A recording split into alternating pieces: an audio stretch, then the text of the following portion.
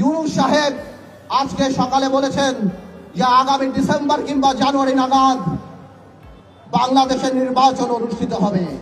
আমার তরফ থেকে, আপনাদের তরফ থেকে ইউনূস সাহেবকে একটি ধন্যবাদ। তবে কিছু কথা খোলাখুলি বলে দিতে চাই ইউনূস সাহেব আপনাকে এবং আপনার সরকারকে।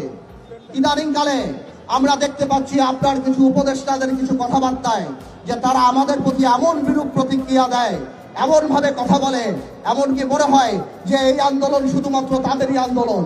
আমার ভাইয়েরা, তোমরা আমার যে বয়সে ছোট, আমি খুবই করেই বলি, সরকার নামানো আর সরকার চালানো এক কথা না। ভাইয়েরা, তোমাদের মনে রাখতে হবে, তোমরা হয়তো 10 বলে 20 রান করেছো, কিন্তু 180 রান বাংলাদেশের মানুষ করেছে 17 বছর।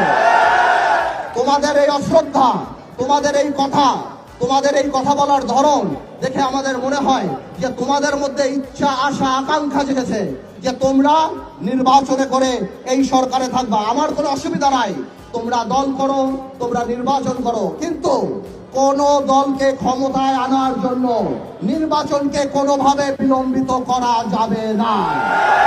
বাংলাদেশের মানুষ 17 বছর ভোট দেয় নাই। আমরা জনগণের কথা বলি, তোমরা যদি কোনোভাবেও এই সরকারকে প্রভাবিত করার চেষ্টা করো নির্বাচন বিলম্বিত করার জন্য, তাহলে মনে রাখতে হবে যে তোমরা সাধারণ মানুষের বিরুদ্ধে অবস্থান করছো।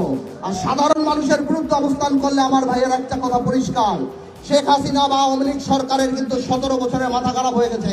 তোমাদের মাথা খারাপ হতে 17 মিনিট